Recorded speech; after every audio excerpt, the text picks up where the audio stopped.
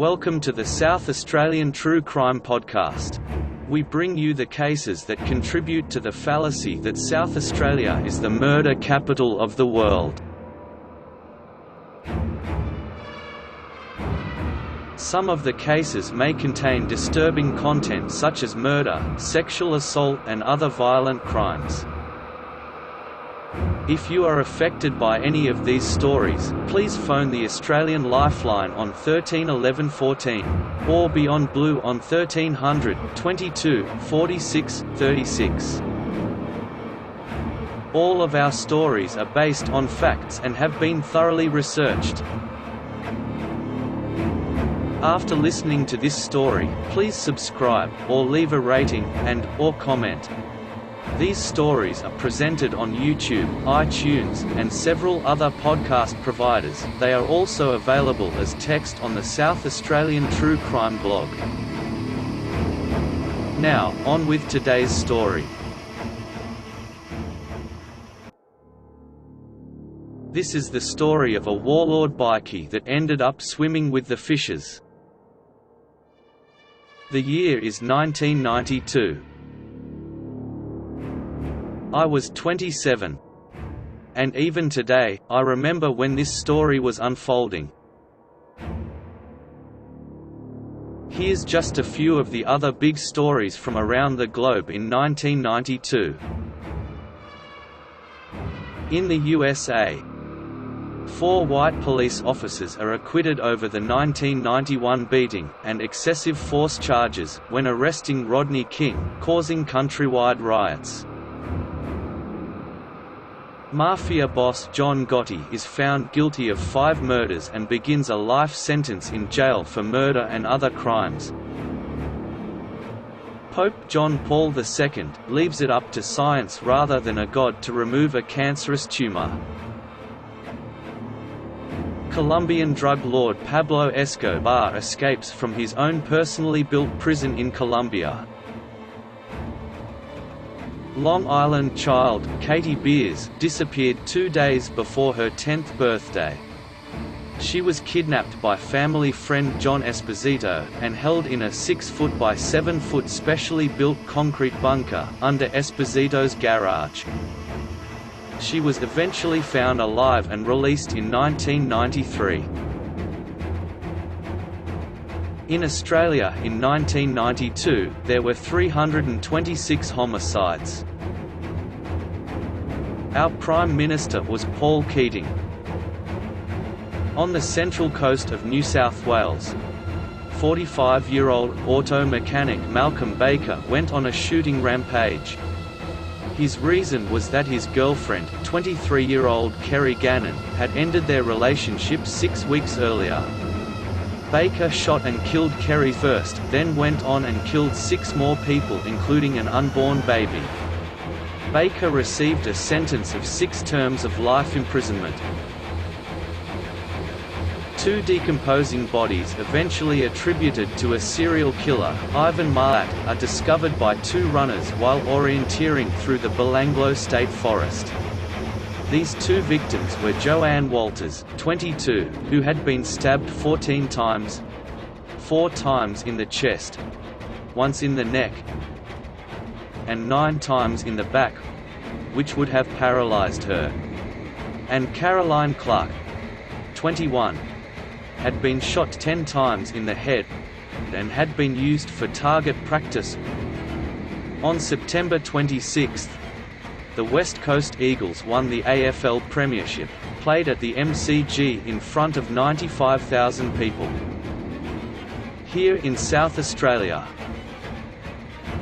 the final edition of the Adelaide newspaper named The News is published on March 27. John Bannon resigned as Premier over the State Bank debacle and is replaced by Lynn Arnold. South Australia's Crow-Eaters beat Victoria in the AFL State of Origin match by 13 points.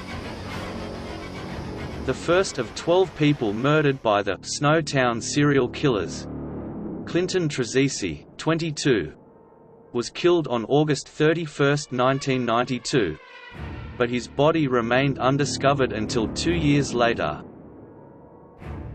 12-year-old schoolgirl Rihanna Barrow disappears in broad daylight while walking to her local shops. Despite extensive searching and inquiries, she remains a missing person, with a $1 million reward for information leading to a conviction. 35-year-old Carleen Ward was found by her 16-year-old son, murdered, laying in the main bedroom of her house in Armstrong Avenue, Parafield Gardens. She had been bashed and stabbed with several different weapons. In 1991, Warlord Bikie, Cosimo Castelluzzo, was in prison, serving time for assault on police, rape, and robbery with violence. He had tried to disassociate himself from the Warlords Club, and had given evidence concerning the firebombing of the boss of the Warlords, Louis the Pig's house in March. The belief was that this was in retaliation for the shooting death of a Hells Angels member the previous year by one of the Warlords. Cosimo was then directly threatened to keep his mouth shut, so he refused to give any more information. He was released from prison on parole in late 1992. New Year's Eve in Adelaide was a hot one.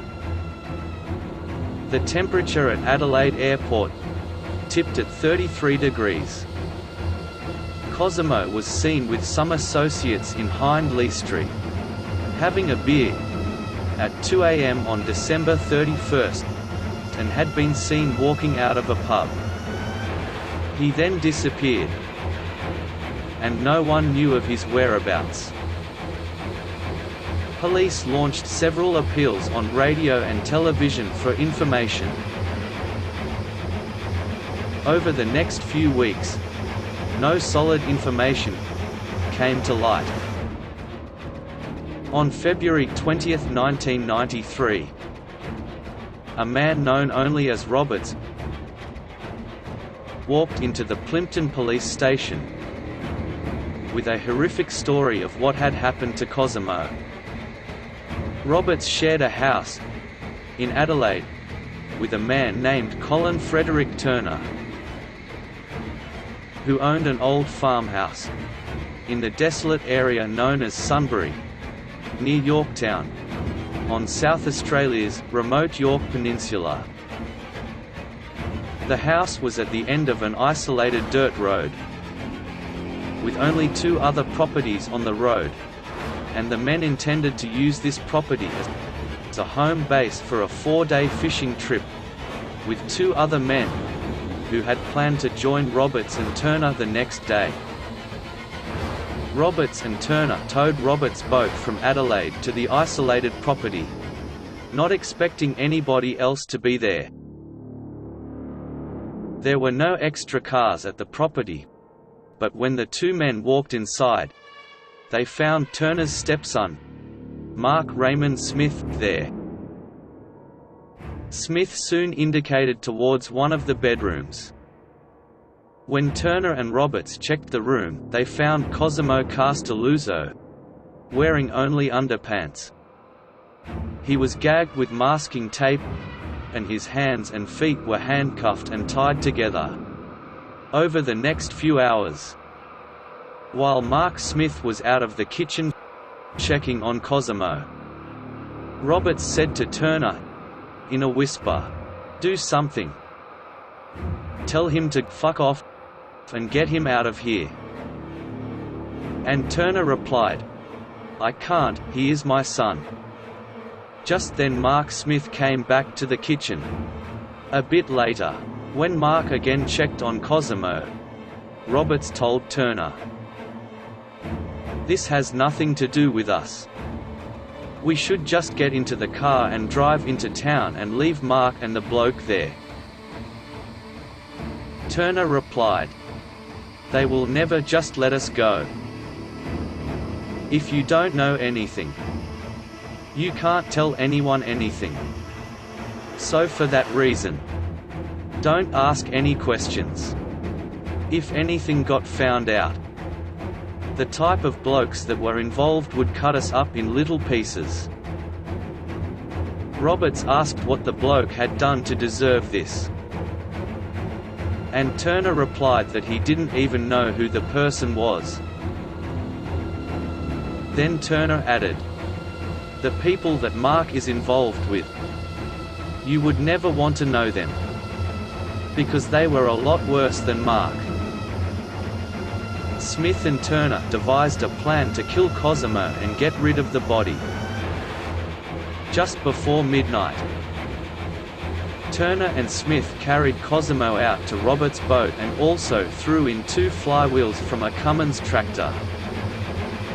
Roberts then drove Turner, Smith and the boat containing Cosimo to Edithburg, where it was launched from the boat ramp shortly before midnight.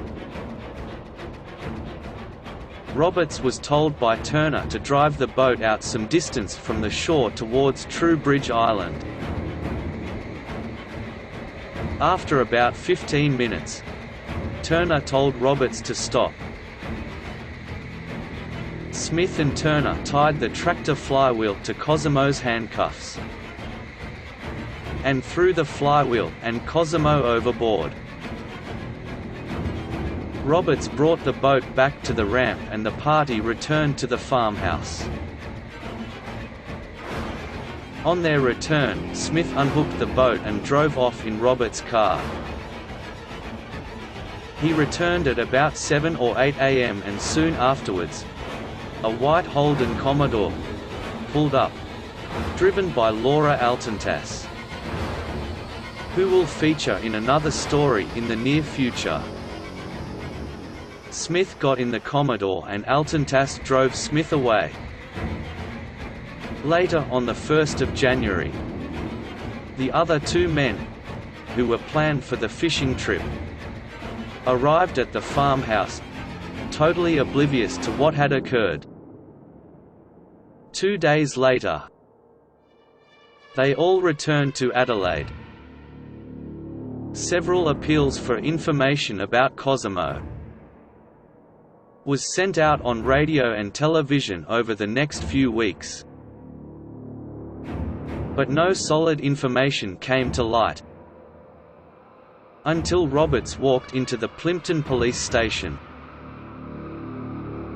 On the 20th of February 1993, on the 22nd of February, a police superintendent went to Roberts' home and spoke with him and his parents. They discussed immunity for a full confession and arranged for Roberts to be interviewed. A very lengthy interview took place on the 23rd of February between Detective Sergeant Pippos and Roberts. On the 24th of February, the matter was declared a major crime. On the 7th of March 1993, Mark Raymond Smith, Colin Frederick Turner, and Laura Altentas were arrested. After Roberts confessed, the police launched a massive sea and air search, covering hundreds of thousands of square miles of ocean. But no traces of Cosimo were ever found. After all the court cases, the sentences were as follows: Mark Raymond Smith, murder, receiving a non-parole period of 25 years. Colin Frederick Turner, murder, receiving a non-parole period of 15 years. Laura Altentas, assisting a murder, acquitted. The 3 best rumors why Cosimo was executed are: 1. Cosimo's murder was part of a tit-for-tat dispute between the Warlords MC and the Hells Angels MC. 2. It was because Cosimo had given information to the police. 3. It was over a drug deal gone wrong. Thank you for listening to another South Australian true crime story. This episode was brought to you by oztees.com.au, the Australian t-shirt printer. More stories are available on southaustraliantruecrime.com.au, or on YouTube, Apple iTunes, Google Podcasts, Spotify, iHeartRadio plus more. Please subscribe, hit the like button and leave a review. Thank you.